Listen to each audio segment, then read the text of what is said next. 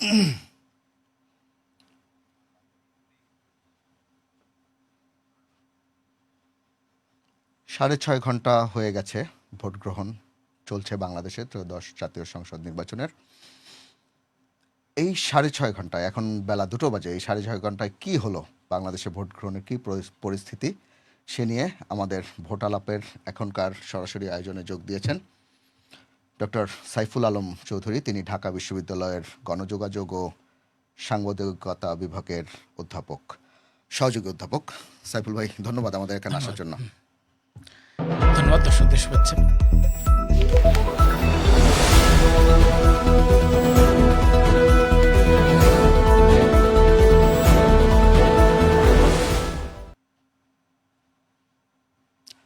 সাইফুল ভাই, 6.5 ঘন্টা হয়ে গেছে ভোট গ্রহণের। একটু আগে নির্বাচন কমিশনের একটা আপডেট দেখছিলাম যে 77% ভোট কেন্দ্র বাংলাদেশে, সেইগুলোর একটা হিসাব দিচ্ছিল যে 32%-এর কিছু বেশি ভোট গ্রহণ হয়েছে। 12টা পর্যন্ত এই হিসেবটা। তার আগে ঘন্টাখানেক আগে আবার জানছিলাম আমরা 15%-এর মতন ভোট গ্রহণ। মানে আসলে কি, মানে এত অল্প সময়ের মধ্যে এত ভোট গ্রহণের হার বেড়ে গেল কিভাবে? একটা না, দিনের শুরুতে এমনিতে কম থাকে স্বাভাবিক, তবে আপনার পার্সেন্টেজ বাড়ার সাথে সাথে তো টাইমে তো আপনি তো সেট আপগুলো তো লিমিটেড, তাই না? একটা বুথে আপনি একটা ভোট দিতে কমপক্ষে 3 থেকে 6 মিনিট দরকার হবে, কারণ দুটো ভোট আপনাকে দিতে হচ্ছে একসাথে। সো সেদিক থেকে বিবেচনা করলে তাহলে একটা বুথে 1 ঘন্টায় যদি আমরা অন অ্যান অ্যাভারেজ 5 মিনিটও ধরি, তাহলে 20টার বেশি ভোট পড়ার কথা না। সো এখানে কিছু ইঞ্জুরি টাইমও থাকবে। একজন ক্যান্ডিডেটের জন্য যেরকম 5 মিনিট লাগতে পারে, আরেকজনের জন্য 7-8 মিনিটও লাগতে পারে। আবার অনেক সময় দেখা যাবে যে মিলছে না, অনেক কিছু হতে পারে। ভোটার স্লিপ হয়তো বা এরকম অনেকগুলো সকাল থেকে ঘটেছে। অনেকেই অভিযোগ পত্রপত্রিকা মানে অনলাইনে আসছে যে উনি গিয়েছেন, দেখেছেন যে ওনার ভোট এখানে না, হয়তো বা এরকম উনি ভুলও করতে পারেন। সো এরকম নানান ধরনের, সেক্ষেত্রে অন অ্যান অ্যাভারেজ 1 ঘন্টায় 15 থেকে 18টা ভোট পড়ার কথা। সেই হিসেবে ম্যাসিভ ডাবল হয়ে যাওয়া, এটা আমি জানি না এইটা কি ওই তাহলে ওই 10, আবার যদি ওই মানে আপনি আরও 10,000, প্রায় 15,000 কেন্দ্র আছে, সেখানে কি ধরনের সকাল থেকে দেখছিলাম বিবিসি, আমি একটা লাইভ দেখছিলাম বিবিসি বাংলার, যে গোপালগঞ্জে প্রথম আলোতে দেখছিলাম অনলাইনে যে গোপালগঞ্জ 3 আসনে একেবারেই ভোটার নেই বললেই চলে। গোপালগঞ্জ তো একটা বিশেষ কেস। হ্যাঁ, বিশেষ করে 3 আসনটা তো শেখ হাসিনার আসন। ওখানে এমনিতেই নর্মালি আমরা দেখতাম, যেটা ধরেন শুধু এটা না, শেখ হাসিনার আসন না, খালেদা জিয়ার উনি যখন বগুড়ায় বা ফেনীতে করতেন অথবা দিনাজপুরে, ওখানে দেখা যায় যে ওনাদের যে প্রতিপক্ষ থাকতেন, মানে 10,000 বড়জোর 15,000 ভোট পেতেন, ওনারা ম্যাসিভ উইন করতেন এবং জামানত হারাতেন। তো সেটা ভিন্ন বিষয়, কিন্তু ওটাতে আপনি টোটালে কাউন্ট করতে হবে। সো টোটালে কাউন্ট করলে তখন যদি ওইরকম কেন্দ্রগুলো যদি ওইরকম, এখন আমরা জানি না যে আসলে এটা তো একটা রাউন্ড ফিগার আমাদেরকে ইসি সচিব বলেছেন, তাই না, সাংবাদিকদেরকে। সো ওই কেন্দ্রগুলো যদি যোগ হয়, তখন কি আবার পার্সেন্টেজ কমে আসবে? হয়তো এমন হতে পারে এই কেন্দ্রগুলো থেকে সকাল থেকেই ভোটের ফ্লোটা ভালো ছিল, তাই না?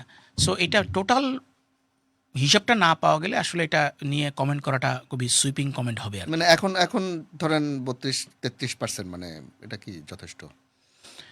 এখন দেখেন, আর আছে ভোটের 2.5 ঘন্টা। সো 2 ঘন্টা আছে। হ্যাঁ, 2 ঘন্টা। এখন কিন্তু আপনি 2-2.5 ঘন্টা, মানে আপনি প্রতি ঘন্টায় আমরা হিসাব করছি একটা বুথে 15 থেকে সর্বোচ্চ 15 থেকে 18, 16, 17 জন আপনি করতে পারবেন। সেই হিসেবে ধরলে আপনি এইটাকে 60% নিতে হলে কিন্তু আপনার যে ল্যাকিংস আছে সেটাকেও কভার করতে হবে। অর্থাৎ বাকি 2 ঘন্টায় যদি ম্যাথমেটিক্যালি আপনি যদি 90% ভোট কাস্ট হয় প্রতি কেন্দ্রে, তাহলে কিন্তু একমাত্র সম্ভব হচ্ছে 60%-এ যাওয়া। কারণ এখানে নতুন করে 60%, আগের 30%। সো ম্যাথমেটিক্যালি হিসেব করতে গেলে এটা 75% ভোট কাস্ট হতে হবে, মোর দেন 75%। মানে 75% ভোট কেন হবে? এটা তো আশা, মানে নির্বাচন কমিশনও না, নির্বাচন কমিশন বলেছেন যে গতকাল যেটা বলেছেন একজন ইসি কমিশনার, উনি বলেছেন যে 60 থেকে 65 আশা করছেন। পররাষ্ট্র উপদেষ্টা বলেছেন মোর দেন 55 হবে। আরেকজন নির্বাচন কমিশনার উনি বলেছিলেন যে 55 ক্রস করবে। ইভেন তো আপনি যদি এই অবস্থা থেকে 55 ক্রস করতে যান, দুটো জিনিস খেয়াল দেখেন। একটা হচ্ছে আমরা মাত্র 72,000-এর একটা রাউন্ড ফিগার পেয়েছি। যদি 32,700, সো আরও 10,000 থেকে 11,000, 12,000 ভোট কেন্দ্র রয়ে গেছে। তাহলে ওগুলা কি ওই রকম গোপালগঞ্জ বা অন্য আসনের মতো যেখানে খুবই ভোট কম পড়েছে? তাহলে এগুলো এখান থেকে মাইনাস হবে। আপনি তো গাণিতিক এবং জ্যামিতিক হারে দুটোই হিসাব করতে হবে। এখন আপনাকে আপনি মূল ফিগারটা যে 32% বলছেন সেটাকে যদি আপনি 60% নিয়ে যেতে চান তাহলে আপনাকে জ্যামিতিক হারে আগাইতে হবে, আর গাণিতিক হারে লাগালে চলবে না। না মানে সেটা তো মানুষকে আসতে হবে, মানে না ডেফিনেটলি সেটা commission সেটা আগাবে সেটা আমি কেমন বলছি, মানুষ না। সেটা আমি বলছি ইভেন মানুষ আসলেও হ্যাঁ ভোট কেন্দ্রের চৌহদ্দির মধ্যে একটা নির্দিষ্ট সীমানার মধ্যে থাকলে ভোট নিতে বাধ্য। হ্যাঁ, ভোট নিতে বাধ্য। আমরা ধরে নিচ্ছি যুক্তির খাতিরে যে মানুষ আসবে, কিন্তু তাতে কি এত মানুষ আসবে যে যে বাংলাদেশের ভোটের ট্রেন্ড, আপনি অনেকগুলো নির্বাচন কভার করেছেন। বাংলাদেশের বিশেষ করে গ্রামীণ অঞ্চলের ভোটাররা তো সকালবেলা ভোট দিতে Yes. পছন্দ করে, বিকালে তো হ্যাঁ, খুব কম মানুষ। সিটি কর্পোরেশন এবং পৌরসভা এলাকায় মানুষ বিশেষ করে নারী ভোটাররা ওনারা সাংসারিক অনেক কাজ থাকেন, রান্নাবান্না করে তারপর যান, সেটার কিছু আলামত দেখা যায়।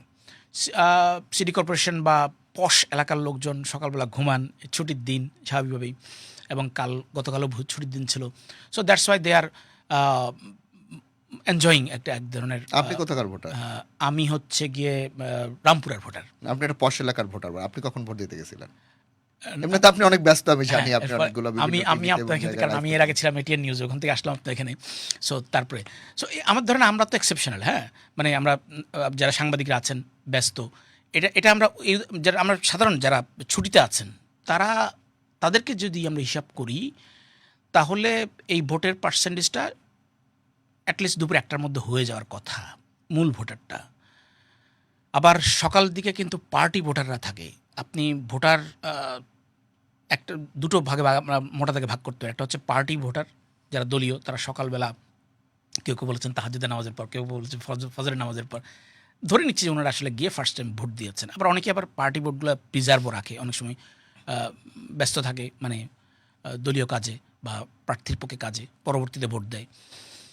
কিন্তু যারা ফ্লোটিং ভোটার বা নর্মাল, যাদের কোনো যারা প্রার্থী দেখে ভোট দেয়, ভালো মন্দ বিচার করে, তাদের কিন্তু এত দেরি করার কথা না, মানে 2টার পরে। এখানে কি বাংলাদেশের মানুষ কি মানে প্রার্থী দেখে ভালো মন্দ বিচার করে? আছে, অনেক অনেক অনেক আসন আছে। দেখেন আপনি, যেমন আমি জাস্ট সিম্পলি মানে উদাহরণ দেওয়ার জন্য বলছি, আপনি কিশোরগঞ্জ সম্ভবত 3 আসনে মুজিবুর রহমান, হ্যাঁ, মঞ্জু জাতীয় পার্টি ছিল, এবার নির্বাচন করতে পারছে না। আমি সাংবাদিকতার সময় ওই অঞ্চলটা কভার করতে গিয়েছিলাম। সো কিশোরগঞ্জের অনেক আসনে আপনি দেখবেন যে ওরা ব্যক্তি দেখে ভোট দেন। এটা কি মানে এটা নিশ্চয়ই বাংলাদেশের সাধারণ ট্রেন্ড না? এইটা হয় কি লোকাল পর্যায়ে, হ্যাঁ, সাধারণ ট্রেনার ডেফিনেটলি বাংলাদেশে দুটো মার্কাই সবচেয়ে শক্তিশালী। 4টা মার্কাকে আপনি মোটা দেখে আনতে পারেন।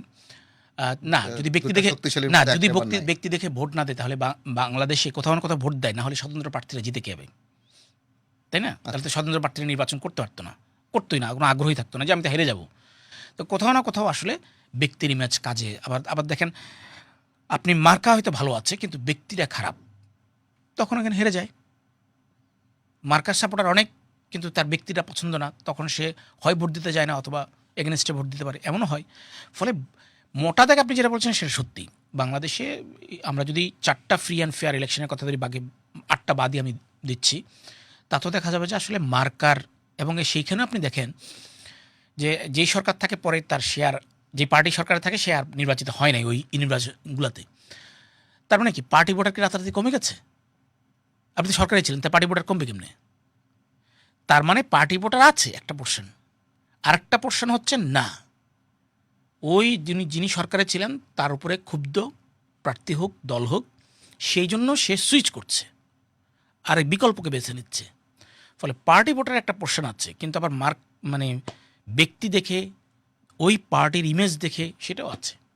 আচ্ছা, আপনি তো রামপুরার ভোটার, কোন আপনার ভোট কেন্দ্র কোনটা ছিল? আমাকে একটা স্কুল, আমি স্ক্রিনশট নিয়ে রাখছি, আচ্ছা, মনে জটিল। হ্যাঁ, মানে আপনি যেখানে গিয়েছিলেন, মানে আপনি ভোট দিতে গেলেন, মানে কি দেখলেন? না আমি সকাল থেকে আসার সময় আমি তো এটি নিয়ে ছিলাম, ওখানে কয়েকটা কেন্দ্র দেখলাম যাওয়ার সময়, আপনাদের এখানে আসার সময় দেখলাম। সো যেমন ঠিক ইয়ার উল্টা পাশে আপনার ফার্ম গেটে যে সিনেমা হল, তার উল্টা পাশে একটা কেন্দ্র আছে, ওটাতে এটি নিয়ে যাওয়ার সময় একটু ঢু মারলাম।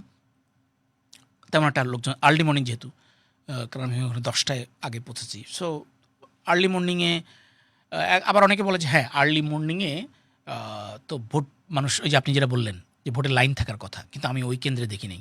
আবার দেখা যায় অন্য কেন্দ্রে আছে, যেমন পল্লবীর দিকে অনেক বললো যে একটা খবর দেখছিলাম কোনো একটা ভোট কেন্দ্রে 1 ঘন্টায় মাত্র 5টা ভোট গ্রহণ হয়েছে।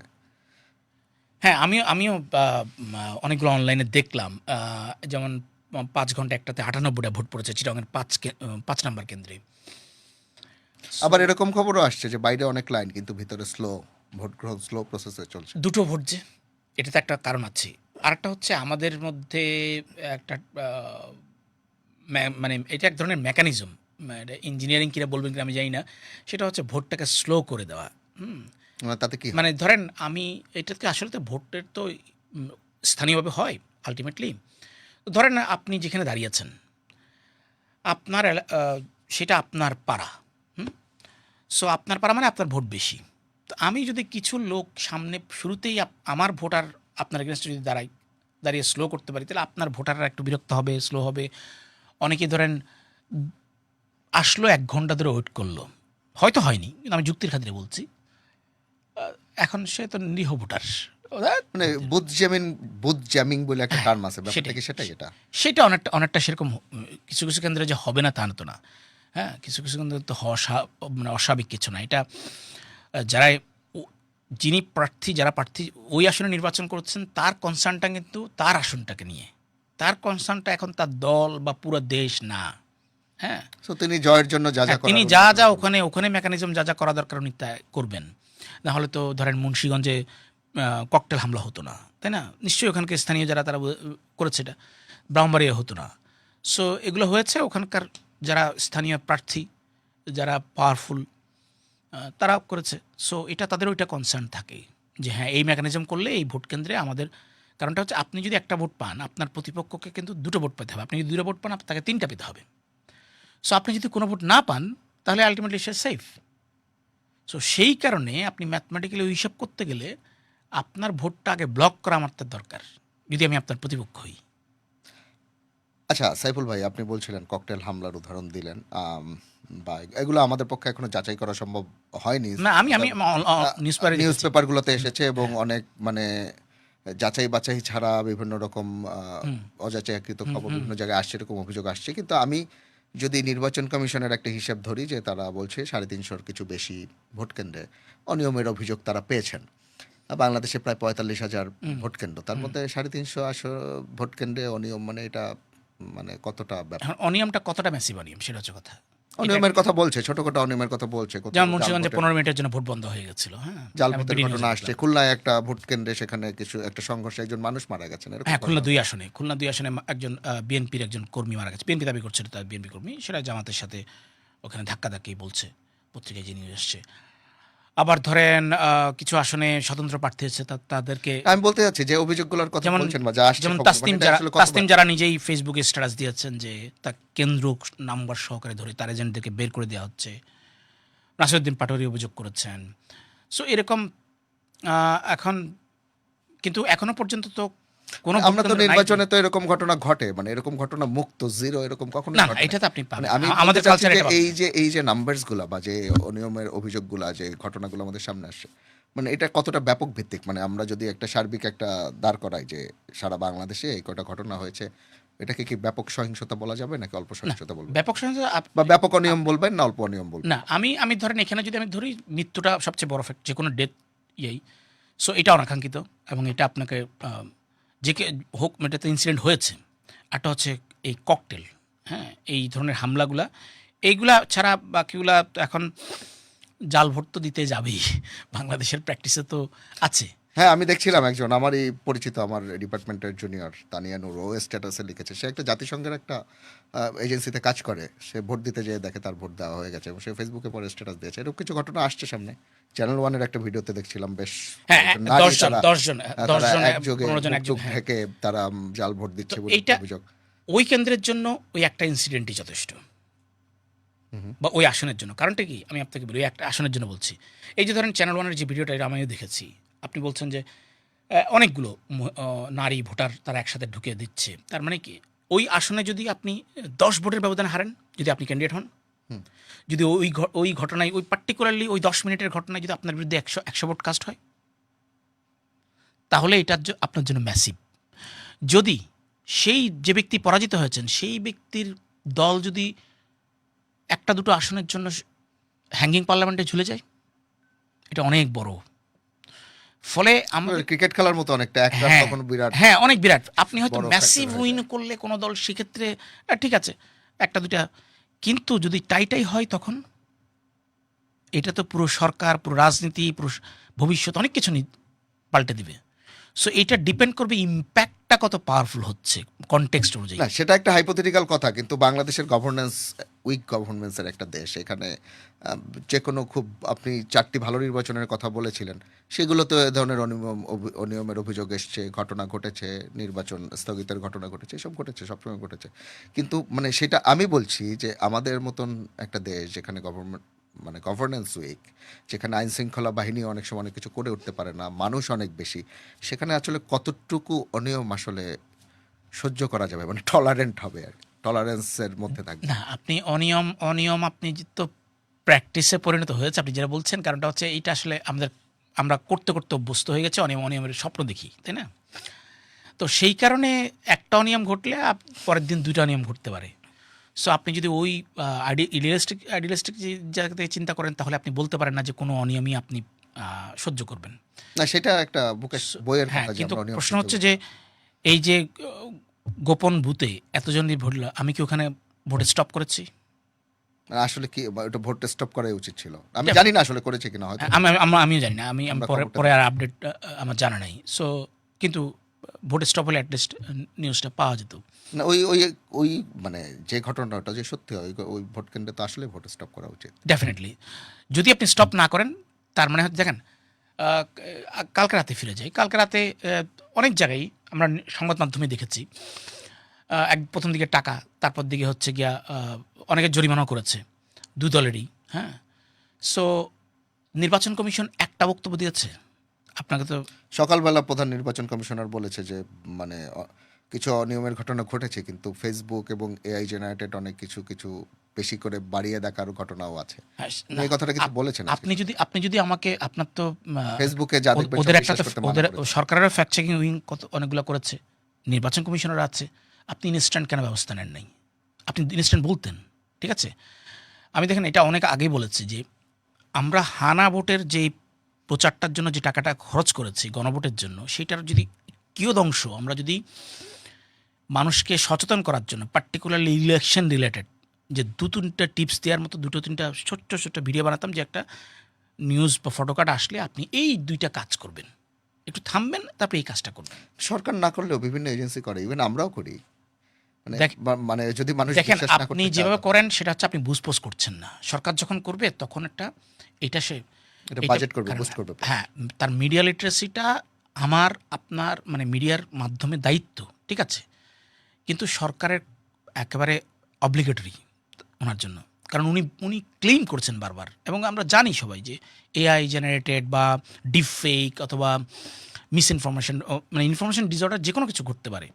তো সেইটাতে আপনি, যেহেতু আমাদের দেশে এটা শিক্ষা প্রতিষ্ঠানে নাই, ধরেন আপনি বাইরের দেশে যান, সেখানে ক্লাস 5-6 থেকে মিডিয়া স্টাডিজ বা মিডিয়া লিটারেসি কোর্সটা আছে, ওদেরকে ওখানেই শেখানো হয় কীভাবে ডিবাং করতে হবে, বাচ্চাদেরও শেখানো হয়। কিন্তু আমাদের তো নাই। সো ভোটের সময় আপনি সবচেয়ে বড় মাথা ব্যথা কী ছিল? এটা, তাহলে এইটার প্রতি আপনি ইনভেস্ট করেছেন।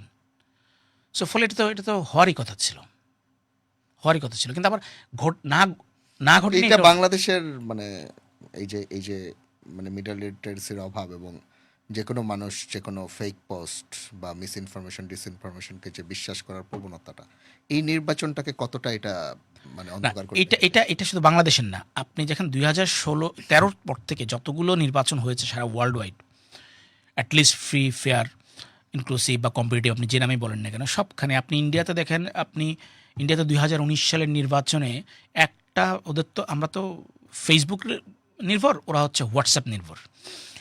সো সেইখানে একটা একটা থাপ্পড়ের কাহিনী, মিথ্যা কাহিনী, পুরো ডিজাস্টার ঘটিয়ে দিয়েছিল একটা আপনার অঞ্চলের নির্বাচনে।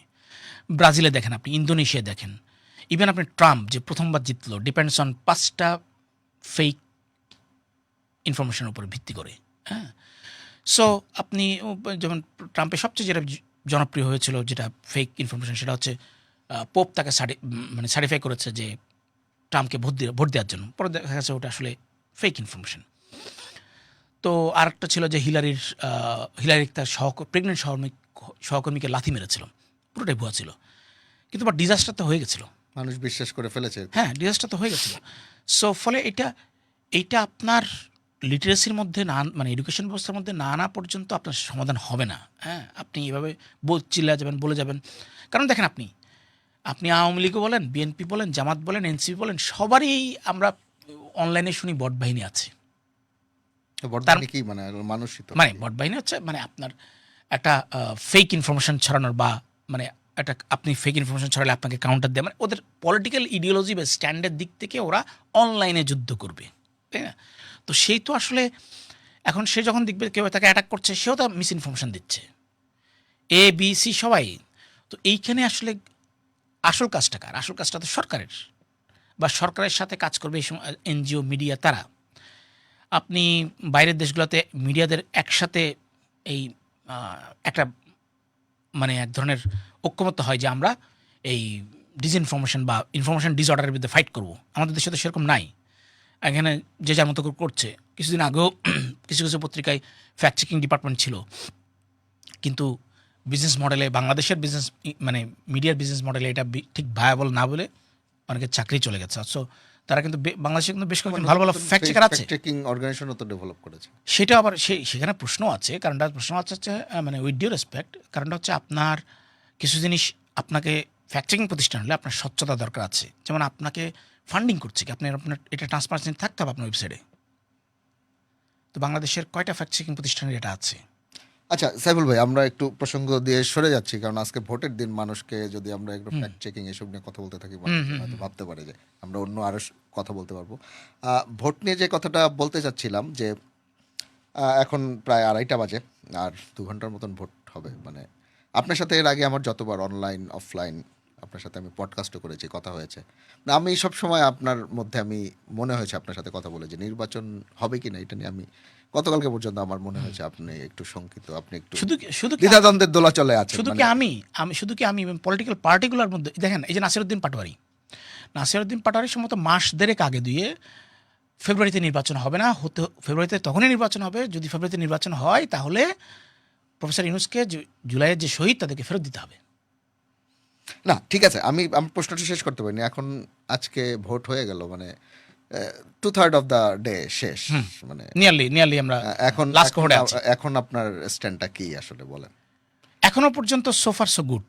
হ্যাঁ, শুধু একটাই বলবো যে এটা যেভাবেই নেন না কেন, আমি আগে থেকে বলেছি, কারণ আপনি প্রচুর মানুষ গত 3বার ভোট দেয়নি। কেন ভোট দেয়নি? তাদের দল ছিল না, তাদের সমর্থন যারা ছিল তাদেরকে পার্টিগুলোকে দেয়নি। সে অনুযায়ী আপনি যেভাবেই বলেন না কেন, কেউ কেউ বলে 1/3, কেউ কেউ বলে তার কম বেশি, হোয়াট এভার। সো এইটা রিকনসিলেশনের মাধ্যমে গিয়ে এটা ব্যবস্থা করা হচ্ছিল। তাহলে আলটিমেটলি সব দলকে নির্বাচনে ফেরাতে হবে। আপনি যেভাবেই বলেন না কেন, আপনি এটা আপনার, আমার ধারণা যেনারা পলিসিগত ডিসিশন নিচ্ছেন তারাও বোঝেন, হয়তো নানান কারণে তারা করেন নাই। সো তাহলে এটা অনেক বেশি লেজিটিমেট হতো। এখন ভোট হয়ে যাচ্ছে, যেটা কিন্তু কালকে নির্বাচন কমিশনকে বিবিসির 2জন সাংবাদিক বাড়িতে এসে তারাও জিজ্ঞেস করেছে। সেখানে আমি প্রথম আলো রিপোর্টার একটা লাইন ছিল, নির্বাচন কমিশনার এই বিষয়ে কোনো সদুত্তর দিতে পারেননি। তো লেজিটিমেসি নিয়ে মানে খুব বেশি কি প্রবলেম তৈরি হবে? আর যে দল জিতে আসবে তারা তো দুটো জিনিস, নেবে না। যদি আমরা অ্যাকুরেট ভোটের পার্সেন্টেজ যেটা যাচ্ছে সেইটা এখন যে টাইমের যে পর্যায়ে, এটা আসলে সর্বোচ্চ 5% বাড়তে পারে। মানে 32%টা পূরণ করে এটা 37% হতে পারে, কিন্তু এটা মোর দেন 40 হয়ে গেলে, এটা লাস্ট 2 আওয়ার্সে মোর দেন 40 হওয়া, যেখানে আপনি 32তে ছিলেন সেখান থেকে আপনি 40 ক্রস করা, it's really next to impossible. তার মানে 40% এর বেশি যদি আমরা দেখি, তার মানে কি এটা বড় প্রশ্ন দেখা মানে দিতে এটা সাজানো বলে মনে না, আমি সাজানো বলবো না, বাংলাদেশে তো সবকিছু সাজানো ফেলে, কিন্তু এটা ক্যালকুলেশনটা তো আসতে হবে, আপনি কোন কেন্দ্রে কত দিচ্ছেন। হ্যাঁ, আর এটা তো আর মানুষ তো দেখেছে, যা অন্তপক্ষে আপনি কোন আসনে, আপনি যে আসনে সে আসনে আপনি দেখেছেন, ঠিক না, সে কেন্দ্রে দেখেছেন। সো এইটা আপনাকে তো যেটা হবে যে তাহলে যে এইটার পার্সেন্টেজে, তার মানে দেশের ধরে নিলাম 40-45 হলো, তাহলে 55-60% মানুষ ভোট দেয়নি বা দিতে যায়নি। অর্থাৎ কিছুক্ষণ আগে আপনি যেটা বলছিলেন যে অনিশ্চয়তা, এই অনিশ্চয়তাটার তৈরি করার কারণেই কিন্তু মানুষের মধ্যে হয়তো বা এরকম, আমি জানি না, হয়তো পার্সেন্টেজ বাড়তে পারে হোয়াটএভার, কিন্তু আমরা যদি এই ক্যালকুলেশনে থাকি, যদি এখন 32%, সেই ক্যালকুলেশনে যদি থাকি 30% খুব সম্মানজনক কিছু না, যদি এটা থাকে। এখন সাইফুল ভাই, এখন যে সরকারটা নির্বাচন আয়োজন করছে সেই সরকারটা থাকবে না, হুম, তাই তো বলেনি নির্বাচন আমি। কমিশন আয়োজন করছে। আহ, আর যে দুটো প্রধান দল আমরা ধরে নিচ্ছি, হয় বিএনপি ক্ষমতায় আসবে অথবা জামাত নেতৃত্বাধীন জোট আসবে, যারাই জিতুক আসবে। এই এখন যদি এই প্রশ্নটা হয় যে এত কম ভোট, একটা লেজিটিমিটির প্রশ্ন, এই দায় কি তাদের উপর কিছু আসবে? হুম, না তাদের, হ্যাঁ, বাংলাদেশে তাদের তো নিশ্চয়ই দায় এড়ানোর সুযোগ থাকবে। আমরা তো ডেফিনেটলি সরকারের আমি মধ্যে ছিলাম। আমি আপনি আওয়ামী লীগকে দায় দিচ্ছি, এবং আওয়ামী লীগের জাতীয় পার্টি বা আওয়ামী লীগের 14 দলকে দায় দিচ্ছি, তাহলে সেম দায় কি আমি দিব না? তা আওয়ামী লীগ তো সরকারের থেকে নির্বাচন আয়োজন করেছে, এরা তো কেউ সরকারে ছিল না। সরকারের ছিল না, কিন্তু এরা যদি বলতো, প্রধান উপদেষ্টা তো বলেছিলেন পরিবেশ পরিস্থিতি রাজনৈতিক ছিল দলগুলোর এদের সঙ্গে। বলার মতো। এটা খুব রিলেটিভ বিষয়।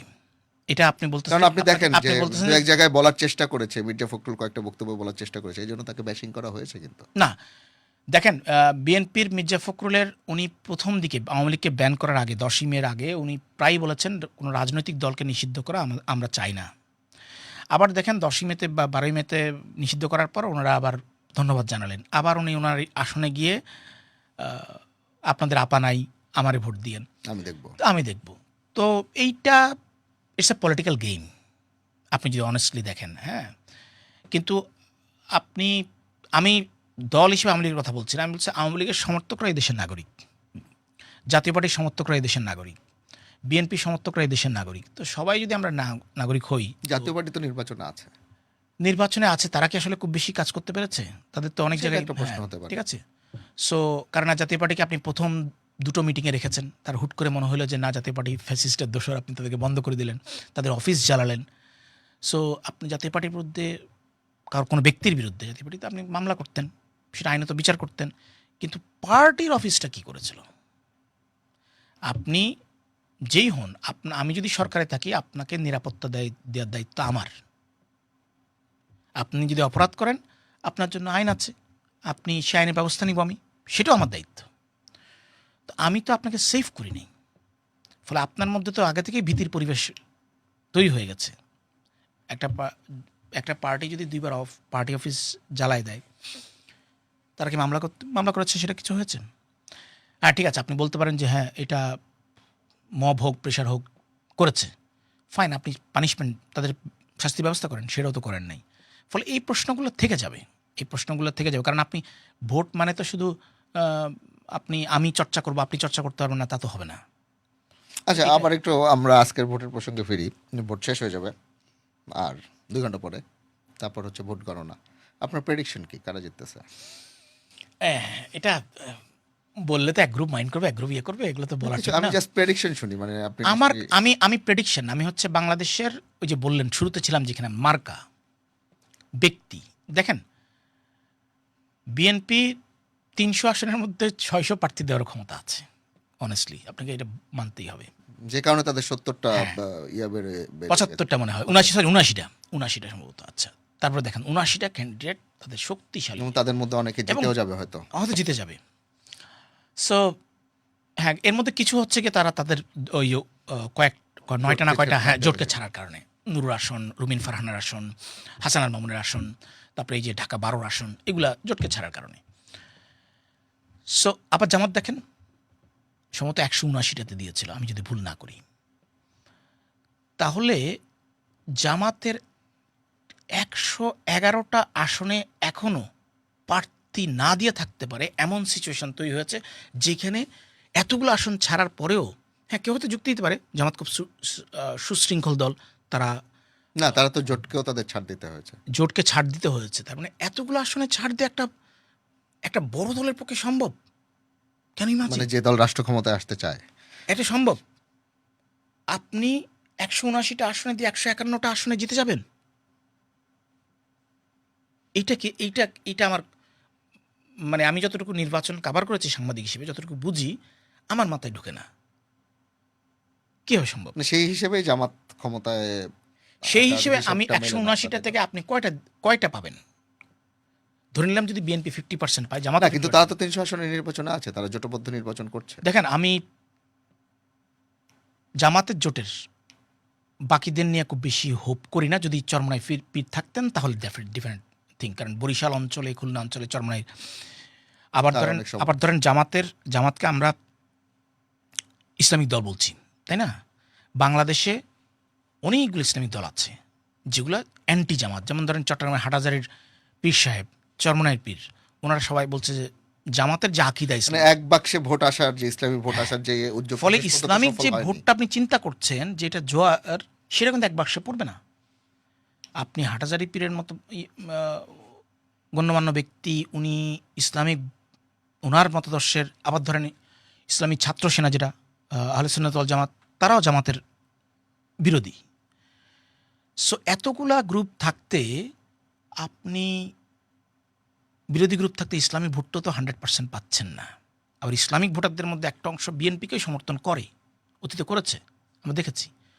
সো এইটা আমার মাথায় ঢোকে না যে একটা দল 179টা আসনের প্রার্থী দিয়ে, পরে মনে একটু বেড়েছে, আমি নট শিওর কতটা, যেহেতু ওই চরমনাইপির বেড়ে যাওয়ার পর 151টা আসন কীভাবে জিতবে? সেই স্ট্যান্ডটা ওনার দলের আছে কিনা। না, ঠিক আছে, আপনি প্রশ্ন করছেন, আপনার কাছে আমি একটু আপনার হিসাবটা শুনতে চাই। হ্যাঁ। আসলে আপনি একটা হিসাবী মানুষ বলে আমি জানি। আমার হ্যাঁ, হিসাবটা বলেন যে বিএনপি কয়টা জোট করতে আমি পারছে, আমি জামাত আমি কয়টা আমি পারছে? ম্যাথমেটিক্যালি হিসাব করছি এটা রিয়েলি। আপনি ধরেন এবার এইখানে আমার একটা ক্যালকুলেশন আছে, সেটা হচ্ছে আপনি সিটি কর্পোরেশন এবং পৌরসভা এলাকায় 74টা আসন আছে। এর মধ্যে 50 আসন যে দল জিতবে সেই দল সরকার গঠন করে। এটা এখন থেকে না, এটা আপনি স্বাধীনতার পর থেকে যে কোনো নির্বাচনেই আপনি দেখবেন। যদি এটা 60 ক্রস করে, নিয়ারলি 65 চলে যায়, তাহলে সে দল 2/3 মেজরিটি পায়। ইভেন আপনি যদি সবচেয়ে ফ্রি ফেয়ার 4টা ইলেকশন ধরেন, 91, 96 জুন, 2001, 2008, এই ক্যালকুলেশন দেখবেন। এটার কারণ কি? এই কারণ আছে কোনো আসলে? এইটা আসলে কি, এটা আপনি যোগাযোগের ছাত্র, অপিনিয়ন লিডার বলে একটা টার্ম আছে। সো শহর সিটি কর্পোরেশন এইটার মতটা সারা দেশে ছড়িয়ে পড়ে এবং কন্ট্রোল করে। সো এই শহরের যে ট্রেন্ড দেখেন, ঢাকা শহর থেকে প্রচুর লোক ছেড়ে গেল, সে কি ওখানে গিয়ে মতমোড়লদের কাছ থেকে মত হ্যাঁ। নিয়ে তারা গ্রামে চলে যাচ্ছে। সো এটা খুবই সাইন্টিফিক, এটাকে করে, এটা আপনাকে মানতেই হবে। সো এখানে যে পাবে সে আসলে সরকার গঠন করবে। সো আচ্ছা, এবার বলেন বিএনপি জোট কয়টা পাচ্ছে? কয়টা পাচ্ছে এটা ক্যালকুলেশন খুব ডিফিকাল্ট, তবে আমি মনে করি যে বিএনপি সরকার গঠনের মতো 151 প্লাস পাবে। ডেফিনেটলি পাবে। না, একটা ধারণা ছিল সেটা কি যে 201 হবে না 180 হবে না 170 হবে, ইট ডিপেন্ডস। মানে ডিপেন্ডস হচ্ছে আরও কয়েক ঘন্টা আছে।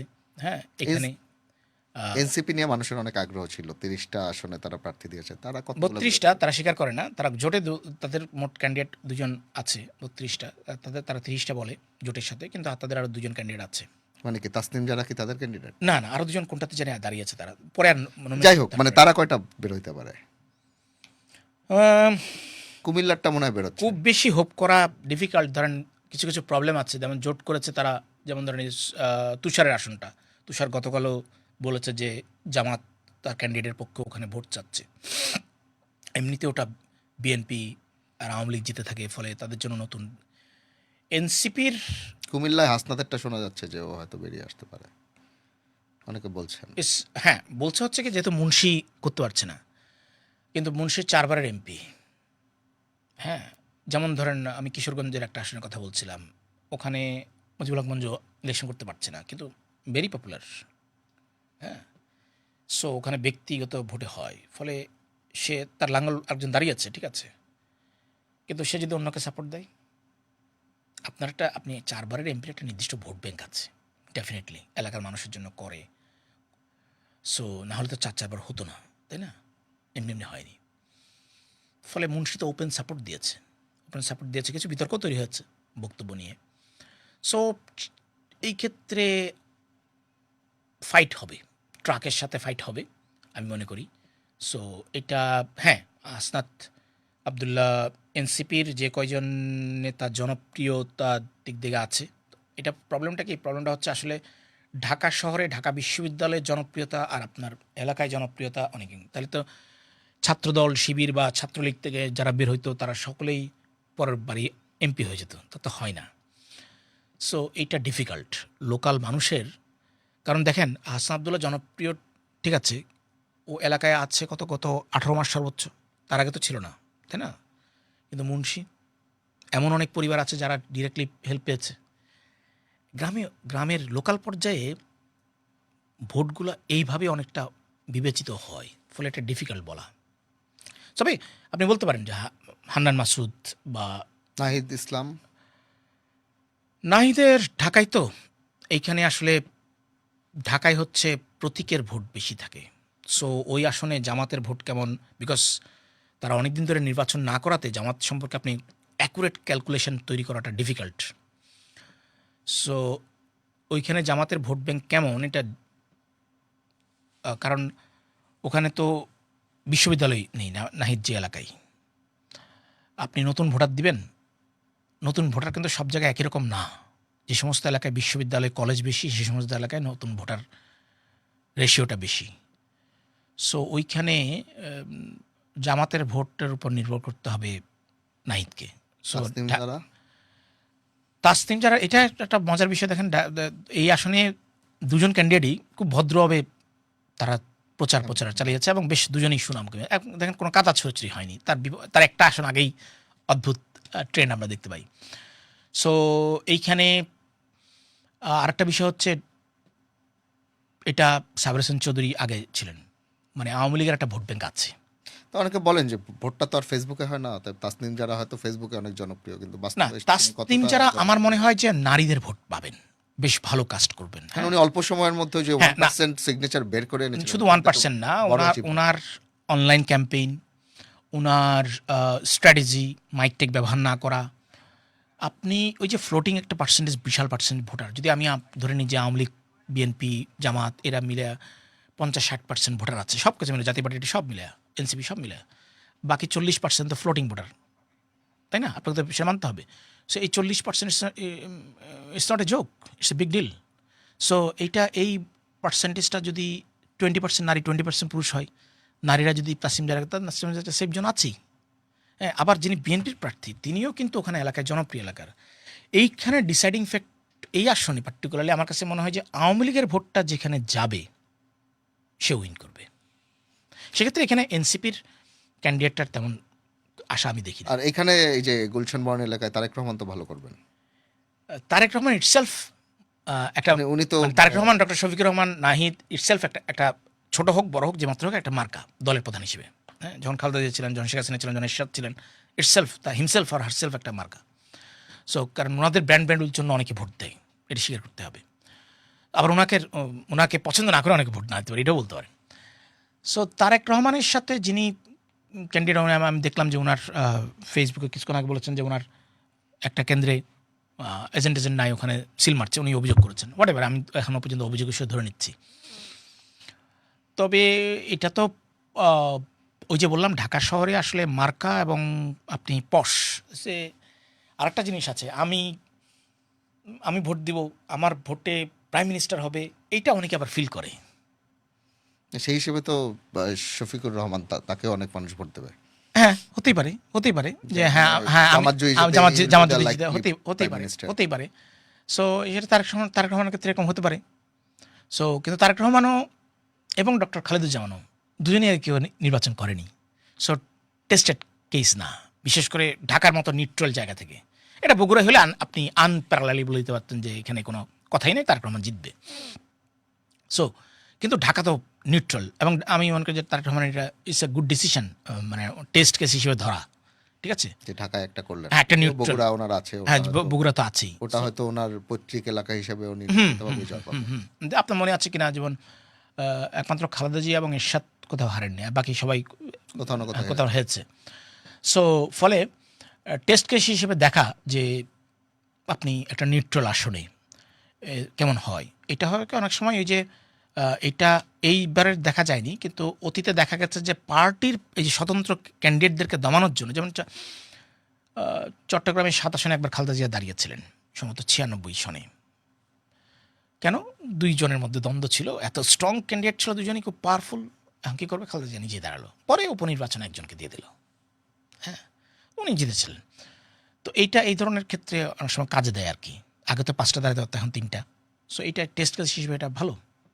আচ্ছা, একটু প্রসঙ্গান্তরে যাই, আমরা খুব বেশিক্ষণ আলাপ করব না, আমরা প্রায় 40 মিনিট আলাপ করছি। গণভোটের সাথে একই সাথে গণভোটের জন্য ভোট গ্রহণ হচ্ছে, মানে গণভোটে মানে কি হ্যাঁ ভালো করছে নাকি?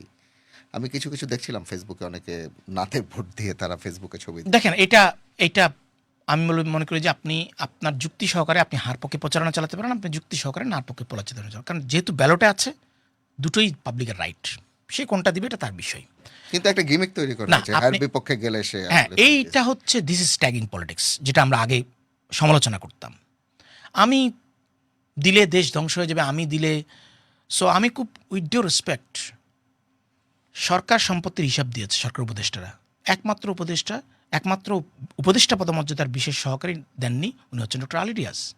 আমরা গণতন্ত্রের কথা বলছি, আমরা সুশাসনের কথা বলছি, এবং ওনার মুখ থেকে বেশি আসছে, উনি হিসাব দিলেন না কেন? তাহলে উনার মুখ থেকে আসা, আবার উনার কাজের ধরন দেখে আমি কি হাঁ ভোটে দিব?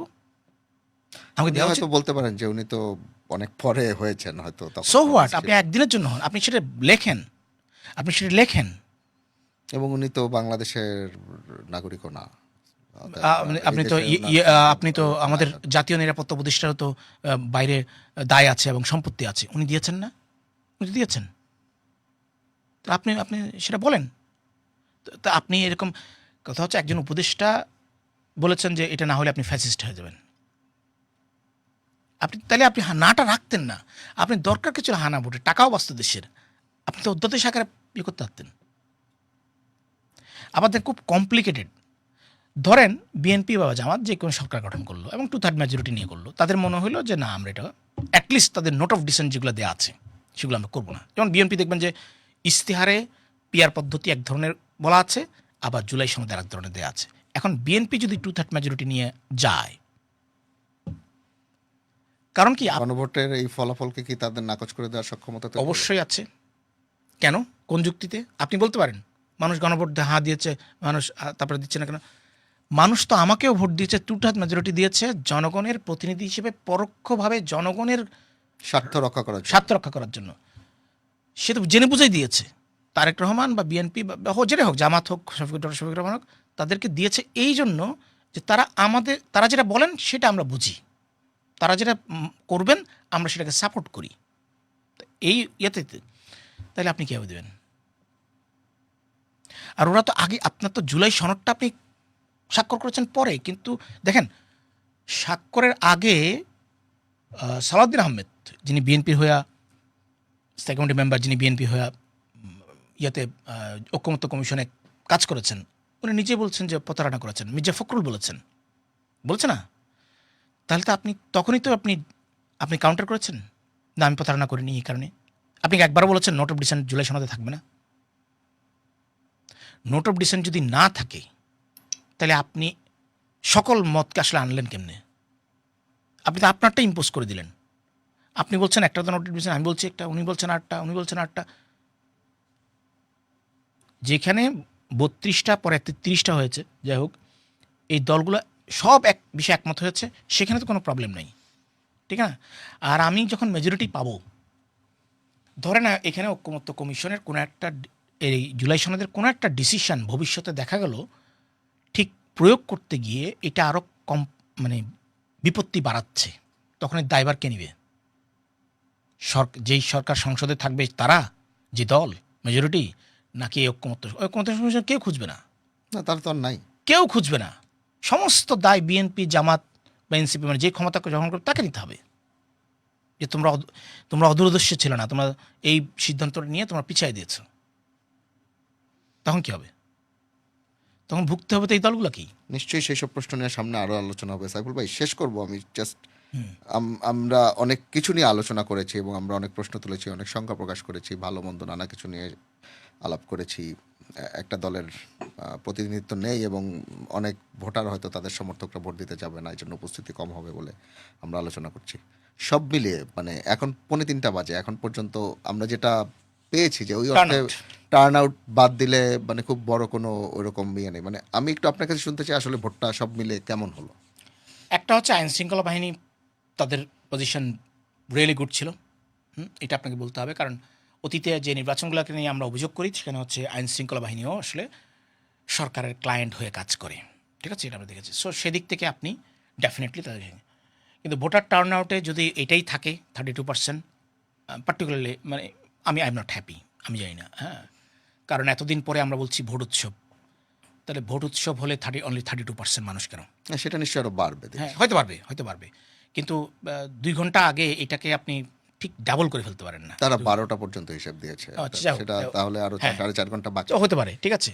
সো এটা যদি এটা অ্যাটলিস্ট 55 ক্রস না করে, তাহলে ওই যে লেজিসলেটিভ প্রশ্নটা, এটা বড় করে দেখা দিবে। এটা হয়তো বা, হ্যাঁ, আমি যখন সরকারের লোক থাকবো, তখন আমি এটাকে বলবো এটাই ভালো, ঠিক আছে। কিন্তু যারা আসেনি তারা এটাকে অনেক বেশি প্রচার করবে। কিন্তু আপনি যদি নিউট্রালি দেখতে চান, তাহলে এটা not so good, not so bad পজিশনে, 55 not so good, not so পজিশনে থাকবে। 60 অ্যাবাভ টু 70 হলে আপনি টোটালি একটা ফুল মার্কস পাবেন। সো এইটা, আর আমরা তো অনেকক্ষণ ধরে আলাপ করছি, সেজন্য নিউজের বাইরে বা ইনফরমেশনের বাইরে, সো আমরা আসলে জানি না যে এর মধ্যে কোনো কিছু বড় ঘটেছে কিনা। সো বাকি সময়টা যদি বড় কিছু না ঘটে, বিশেষ করে আমি বলবো যে গোলাগুলি, এর মধ্যে কিছু ঘটলে নিশ্চয়ই আলাপের ফেসবুক এবং ওয়েবসাইট হ্যাঁ। মারফত দর্শকরা এতক্ষণ জেনে হ্যাঁ, গেছে, জেনে গেছে। সো আমরা না জানলেও। এটা যদি আর না হয়, তাহলে এখন তারপরটা হচ্ছে গিয়া ভোটের রেজাল্ট মেনে নেয়া, রেজাল্টটা যত দ্রুত সম্ভব চেষ্টা করা উচিত। কারণ রেজাল্টের কারণে অতীতে দেখা গেছে, আপনার মনে আছে কিনা, চিটংয়ে একটা মেয়র ইলেকশনে যখন মহিউদ্দিন সাহেব ছিলেন, একটা মেয়র ইলেকশনে শুধু ভোটের রেজাল্ট দিতে দেরি হওয়ার জন্য পুরো রিটার্নিং অফিসারের কার্যালয় আগুন ধরায় দেয়। হ্যাঁ, সো এইটা খুবই, কারণ কি, যারা ভোট এতদিন পরিশ্রম করে রেজাল্টের অপেক্ষা আছেন, ইন দ্য মিন টাইম আপনার এখন তো ফেসবুক আছে, তাছাড়া নানান ধরনের গুঞ্জন আসবে। হ্যাঁ, সো গুঞ্জন আসলে এগুলো তো স্প্রেড আউট হয়, তখন সন্দেহ দেখা দেয়। হ্যাঁ, কারণ দুটোই কী বলে, যেই দলগুলা, মোস্ট অফ দ্য দল যারা প্রথম সারির ইলেকশন করছে, তারা সবাই সরকারের সাপোর্ট করে গেছে, এবং প্রশাসনে বিএনপির লোক আছে, জামাতের লোক আছে, এটা দুই পক্ষে অভিযোগ করে, এটা আপনি বলার দরকার নেই। হ্যাঁ, আর আসলে লোকগুলা কোত্থেকে আসছে? লোকগুলো তো হাওয়া থেকে আসেনি। প্রফেসর ইউনূস দায়িত্ব গ্রহণ করার পর তো নতুন জন্ম নিয়ে তো লোকগুলো, এরা এই প্রশাসনেই ছিল, ঠিক আছে, প্রশাসনেই ছিল। কেউ বলে যে আওয়ামী লীগের লোকজন আরও আছে, কেউ বলে যে বিএনপির লোকজন আছে, কেউ বলে যে জামাতের লোকজন আছে। সো ফলে এই মানে ভয়টা সবার দলের মধ্যেই আছে। তখন যখন দেরি হবে, তখন এটা, আর একটা, এখন তো সোশ্যাল মিডিয়ার যুগ, একটা আসনে যদি আপনার অবস্থা কোনো ছড়ায় পড়ে, এটা আবার স্প্রেড আউট হয়। হ্যাঁ, সো এটার জন্য অ্যালার্ট থাকা উচিত যত দ্রুত সম্ভব। হ্যাঁ, কারণ হাবট তো হয়ে যাচ্ছে। সো হাবটটা আপনি, এটারও রেজাল্ট দিতে হবে। সো হাবটটা, হ্যাঁ, এটা মেশিনে রাখলে পারত গণানোর জন্য, যাই হোক, যেটা হাতে গুনতে হবে, কিছু করার নাই। সো এখন এত মেশিন ব্যবস্থা করাও টাফ। সো আমার মনে হয় এখন ক্রুশিয়াল মোমেন্ট, প্রথমে হচ্ছে ভোটটা শেষ করা 4:30 পর্যন্ত, তারপরে হচ্ছে ভোট গণনা করে কত দ্রুত দেওয়া যায়। তারপরে যেটা, সেটা হচ্ছে আমাদের দেশে যে পরাজিত হয়, সে সব কিছুতেই পরাজিত হয়। জয়ী ব্যক্তি, ধরেন সংখ্যালঘু ভোটার আছে, যিনি হারবেন ওই এলাকায়, সে ওই জামাত হতে পারে, বিএনপি হতে পারে, এনসিপি হতে পারে, তার উপর দিয়ে টর্চার, এইগুলা কতটা কন্ট্রোল করা যায়, এটা উচিত। কারণ আমরা আশা করি নিশ্চয়ইভাবে নিয়ন্ত্রণ করা যাবে। অনেক ধন্যবাদ সাইফুল ভাই, আপনাকে আমাদের পডকাস্টে যোগ দেওয়ার জন্য, লাইভ পডকাস্টে। আমরা কথা বলছিলাম ঢাকা বিশ্ববিদ্যালয়ের গণযোগাযোগ ও সাংবাদিকতা বিভাগের সহযোগী অধ্যাপক ডক্টর সাইফুল আলম চৌধুরীর সঙ্গে আমাদের নির্বাচন বিষয়ক লাইভ পডকাস্ট ভোট আলাপে। ধন্যবাদ এতক্ষণ আমাদের সঙ্গে থাকবার জন্য।